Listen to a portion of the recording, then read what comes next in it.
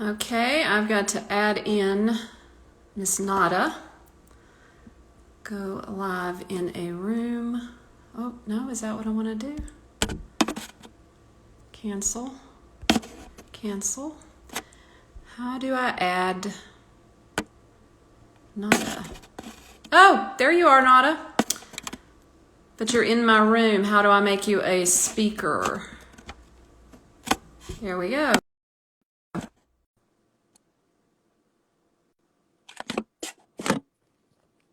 You there?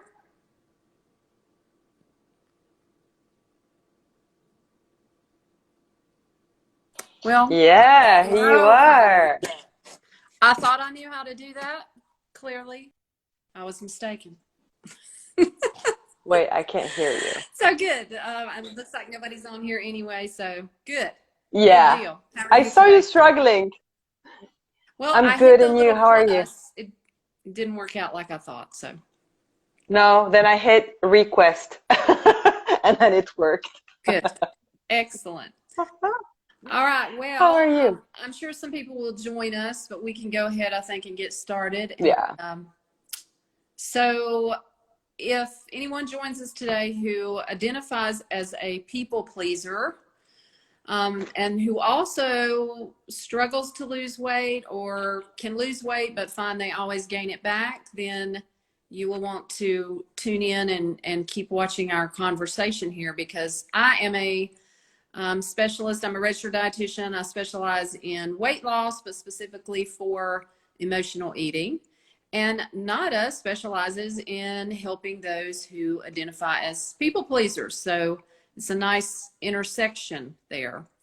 yeah, So I thought we may start. Not, I wanted to give you just an opportunity to tell us a little more about, the kind of work you do with people pleasing, and then I'll tell a little about mine, and then I was going to give some examples of kind of what I see in my clients and how I kind of had this idea to do this room.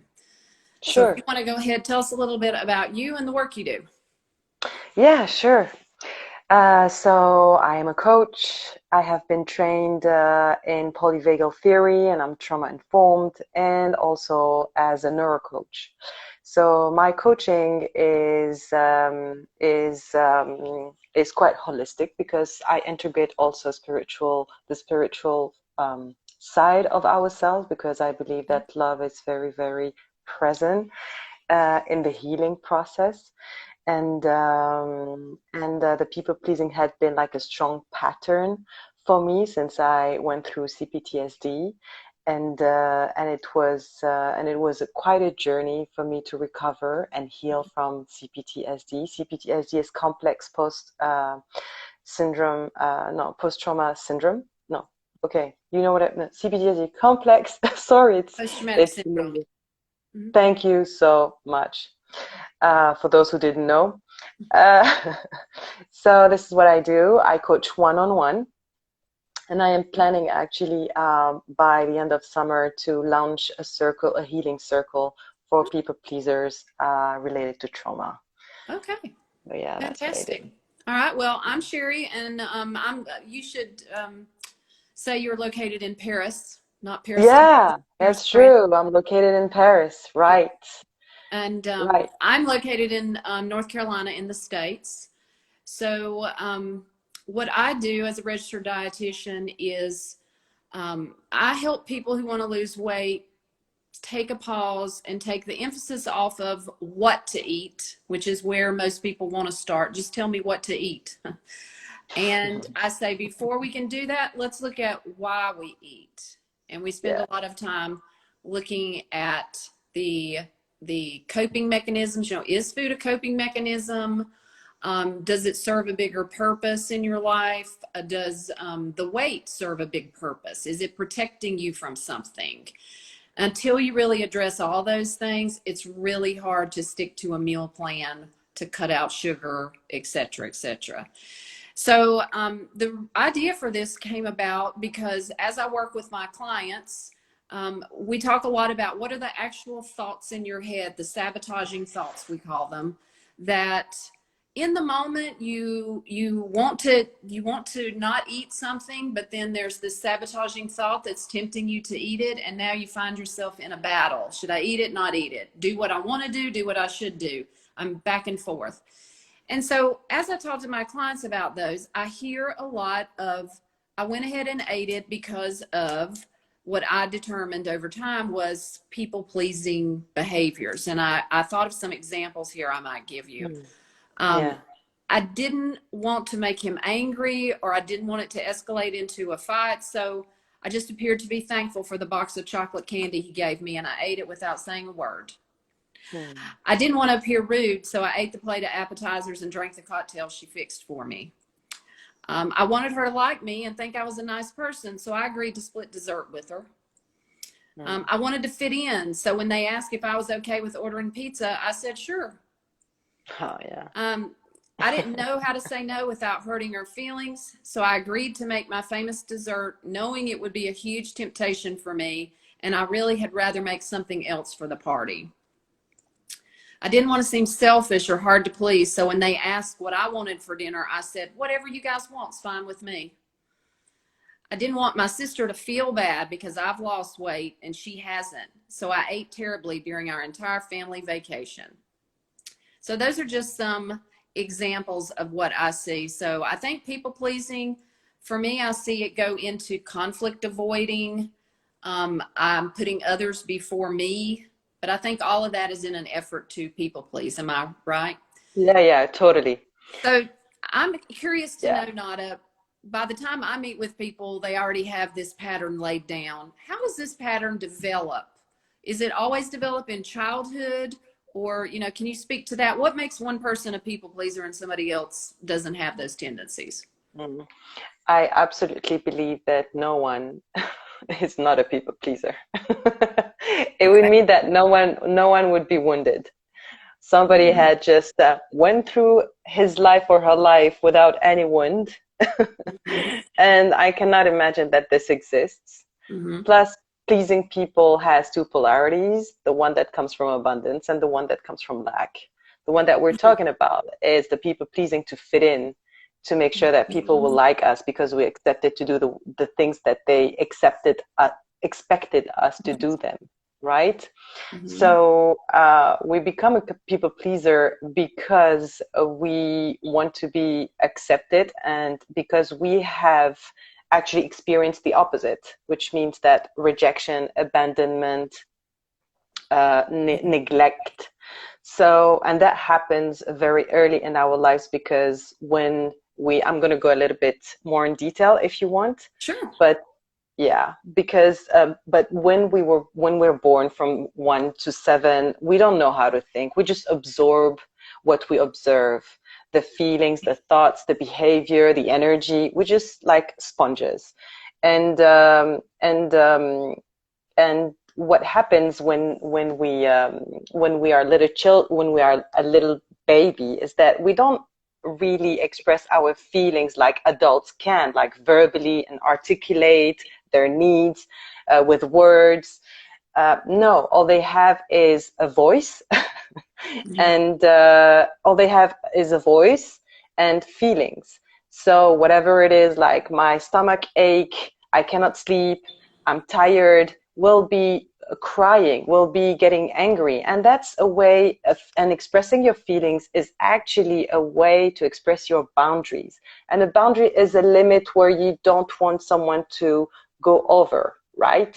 So when I express my feelings as a baby saying, yeah, wah, wah, wah, wah, or don't know how to say it, but it's too overwhelming, then I'm expressing my boundaries. The problem is that at that age, since we cannot speak, and the communication with the caregivers and the parents are limited. Let's say parents try to guess what's going on, right? But they're also annoyed by that noise, and they're not also informed, like all of us, So there's nobody to blame. So what they do is that it's they don't really accept it, maybe one time, two time, but when they're tired they don't understand, and they would start behaving like, in a different way. That could be something like, okay, I'm not going to listen to you because you have been crying too much and I cannot handle this. So if you want me to talk to you, then you have to stop that, you know? Or it's going to be, okay, I cannot deal with that emotion, so I'm going to give you, you know, whatever you want, like buying you toys or even giving you something to eat. Or it's going to be like an abusive act, like a verbal one or even a physical one.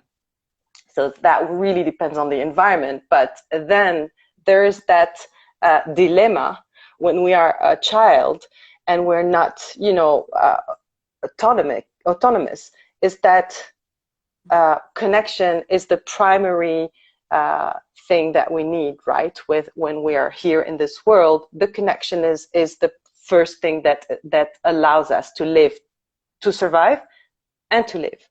So if we don't have the connection, we die.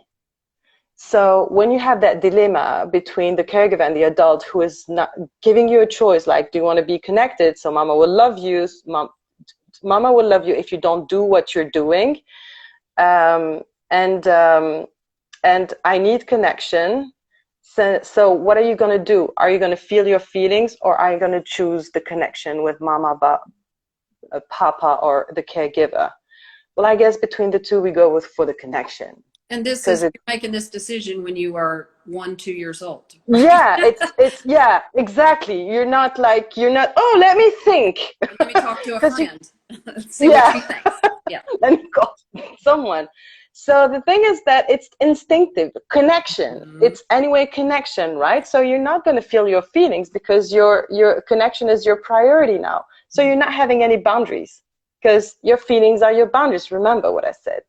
So you're not having any boundaries. So what you're going to do is that you're always looking for that, you know, that experience of disconnection. You're always going to try to avoid it by not feeling your feelings, by not thinking your thoughts, but just thinking what they thought, what they feel, so you fit in.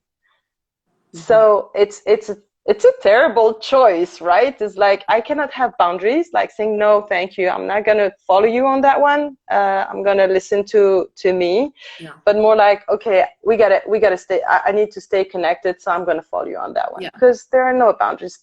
So it makes sense when someone hasn't understood how feelings and boundaries work within us. So of course we're going to follow others. I mean, everything that you mentioned, I can tick all of them. It happened to me. Because you want to be connected, you want to have that time, you know, you want to have that time with others. You want to share it the way that they are showing you. So yeah, that's the experience. Isn't it true that when we're young, we figure out how to get our needs met? It kind of, I don't know if instinctively is the right word, but if I learn that I have to be a good girl to get praise from my mom, to get dessert, to get my needs met, that I have to make mom happy, I have to please mom, I have to be a good girl, I have to make good grades. Yeah.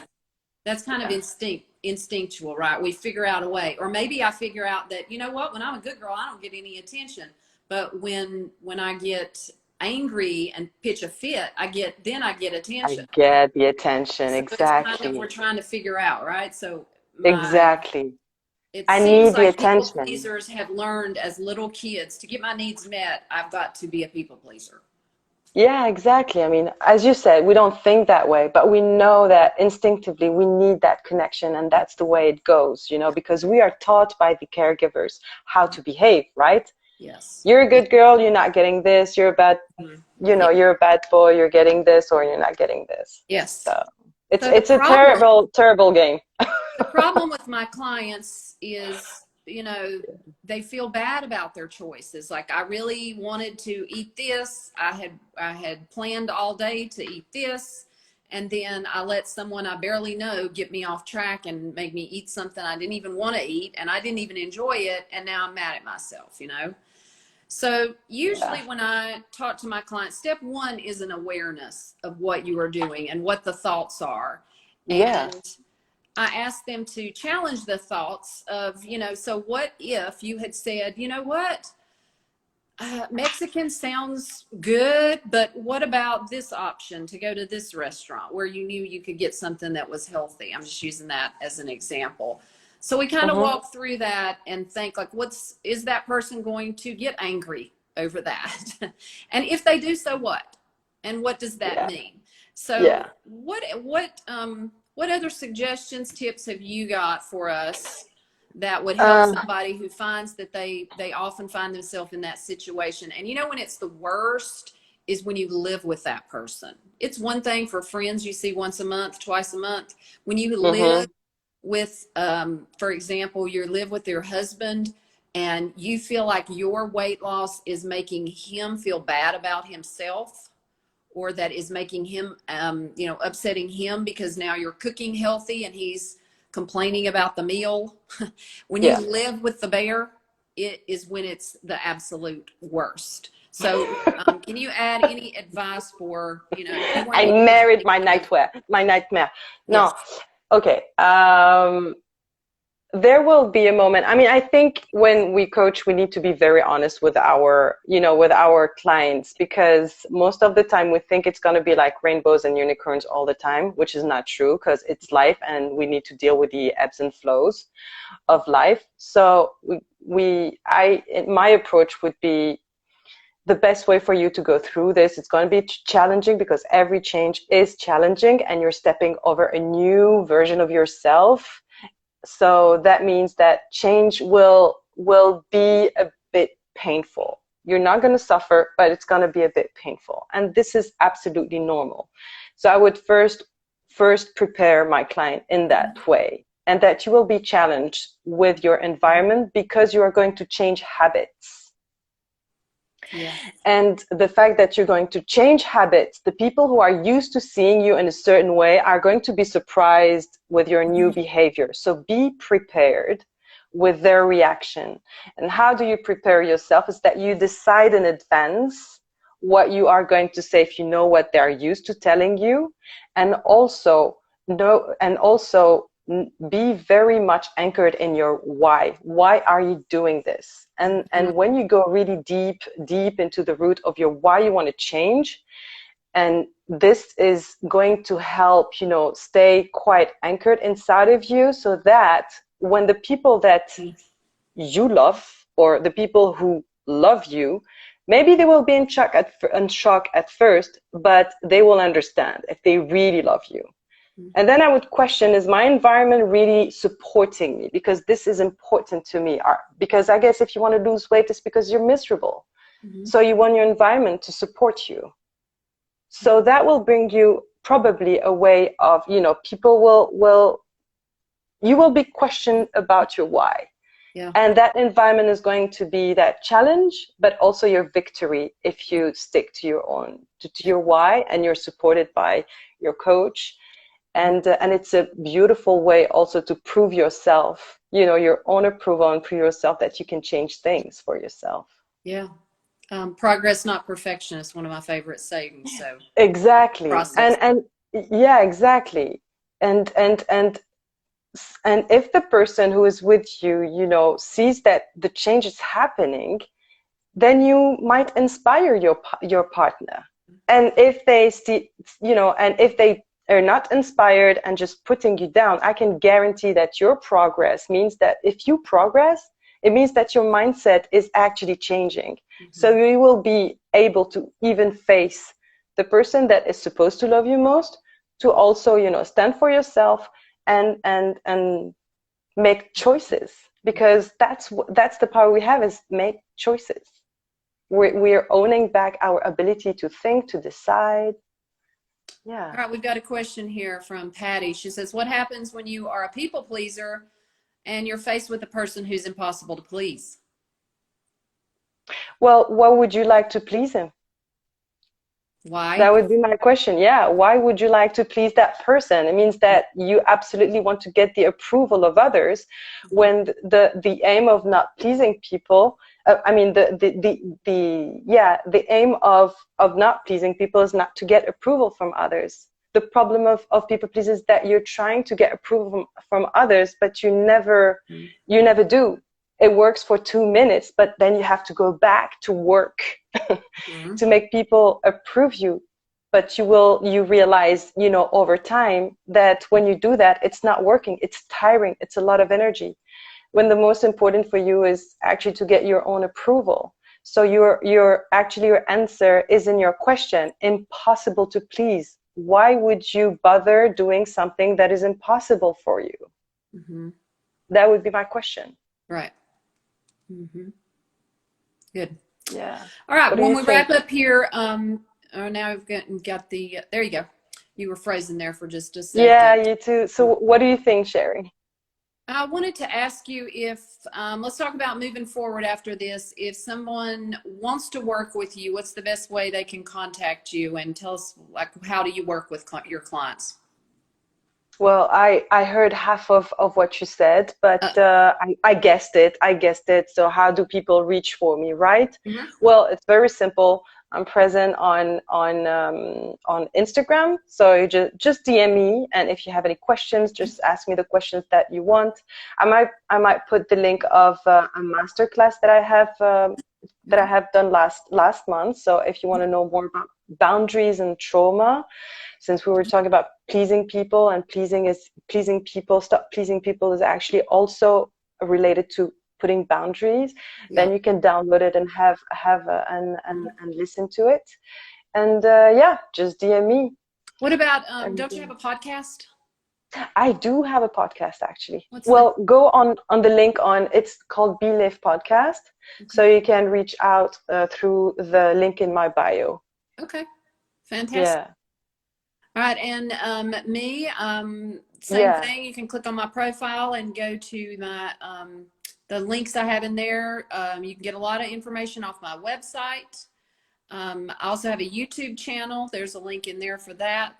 You can follow me on Instagram. I think that's pretty much it. Yep. I currently Yeah. have 2 online courses, and I do group coaching and individual one-on-one coaching. So if anyone's interested, or you can send me a DM if you would like to as well. Anything in closing, Nada? Yeah, I had a question actually, since your clients are would come to you because they overeat. Are they, when they come to you, I mean, they want to lose weight, right? Mhm. So when they come to you, are they surprised when you are not giving them when you tell them, I'm not here to tell you what you eat, and what's their reaction, and how do you deal with their reaction in general? And Yes, they are surprised, but what I say that, but I try to make it pretty clear on my website and in my marketing what I'm about, right? But so by the time people start to work with me, they generally know we're going to focus first on the why. But sometimes yeah, people still struggle with that. I'll give you a good example. I had a girl who started just 2 weeks ago, and she sent me an email and she said, I know I'm just getting started, but my eating feels out of control. If you could yeah. just tell me, like, could we just work on a plan for eating? Like, and I said, let's just talk over a Zoom call. So when we talk over the Zoom call, she goes, maybe if you could just tell me what to eat for breakfast. And so I told her, Oh my I God. said, you're just getting started, and I get it. You feel out of control and Yeah, you want to rein yeah, it in. And you yeah, think that if she gives me restrictions, that will help me rein it in. And in the short term, that is probably true. But I said, you've got to take that focus off of the external. What do I eat? And I said, here's what I want you to do for this next week until our next appointment. Everything that you eat, I want you to pause and ask, am I physically hungry? And can you even tell? Is it difficult for you to tell? And if the answer is no, I'm not hungry, then I want you to ask yourself, then why was I going to eat this or drink it? mm, What's the deal? Was it just because it was sitting out, because it was going to spoil, because somebody offered it to me, because I'm bored, because I'm, whatever, what is it? And so yeah. let's start journaling and looking into the why do I eat when I'm not hungry? And let's see what we get there. So that is a good example of how I start with my clients versus saying, okay, what are you eating for breakfast? Let's take out this, let's add this. We do get to that eventually, but not in the beginning for sure. Oh, Okay, so that's really interesting because you really start with the mindset and Mhm. also like the thoughts that are Yeah. running in their brain and the ideas they have about food and all this, right? And the Yes. feelings that are connected to them. So I guess that it leads to answers that are quite interesting, no?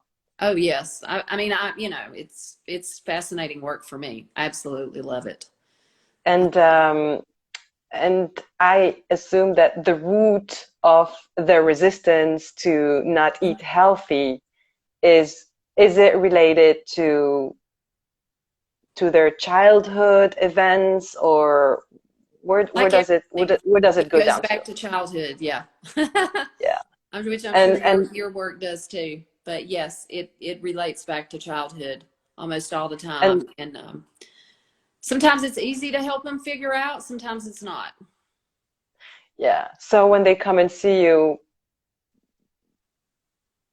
they're apparently, from your answer, they're not aware that it's related to trauma childhood. Sometimes there's some level of awareness. Sometimes there's not. The ones that Mm, are difficult are the ones that have kind of dissociated their childhood. Like they don't have a yeah, lot of memory. Like, memories. so when you say, well, when does the first time you remember feeling this way? Yeah, They can't tell you, yeah, my parents got divorced when I was 8. How did that affect you? I don't know. I don't really remember. It was just kind of the way it yeah, was. So yeah, those are the most challenging ones that I find to get back to where did the usually using food as a coping mechanism yeah. starts back then, and what was going on in Mhm. your life that you needed to check out. Your nervous system couldn't handle it. You needed something to help numb out, check out, escape. And for a lot of kids, they have access to food. Yeah, That's what's there. So yeah, it's all around us every day, everywhere. So yeah. for most of us, so that's why I think it's so common to use food as an escape. And Oh when yeah, it's you very start common. that pattern as a child and you continue it as an adult, but the adult just thinks, I'm lazy, I'm weak. Like, why can't I back away from the nachos? They just, and they beat themselves up over it. And if they can make that connection back to childhood and see this is where this started and this is why, then they start that path towards forgiving themselves and then continuing on how to change. Yeah, because once it makes sense, there's no really reason to blame ourselves, because actually it's like reading, you receive a box of a toy that you need to gather the pieces together, but if you don't know how it functions, you think that, you're lost. But when you read, the instructions, Mm-hmm. it becomes clear. It's less impressive. Mm-hmm. And it's the same for me when I understood the mechanism of, how trauma arise with feelings, but this time it's like a 3D game. We have feelings, we have matter, but you know the rules. And when you know the rules, then it's up to you to play the game or not. Mm-hmm. But Yes. we're so naturally well made that we don't want to suffer, right? We would rather go to the to what we can handle. Mm-hmm. And suffering is not very comfortable, right? But pain is manageable. Suffering is more psychological. It's like an inner conflict, right? Mm-hmm. So once we know the rules, we're more open to go for it, because we know it's the way. We know the rules. We know how to speak it. We know. So it's for me, it's like a game, actually. So it's quite interesting. Yeah. All right. If anybody's got any questions, comments, you can comment below or send Nada or I a DM. We thank you guys for joining us. All right. Yeah. Thank you, Patty. Thank you, Seb. Bye. Yes. Thank you, Sherri. Bye. Bye.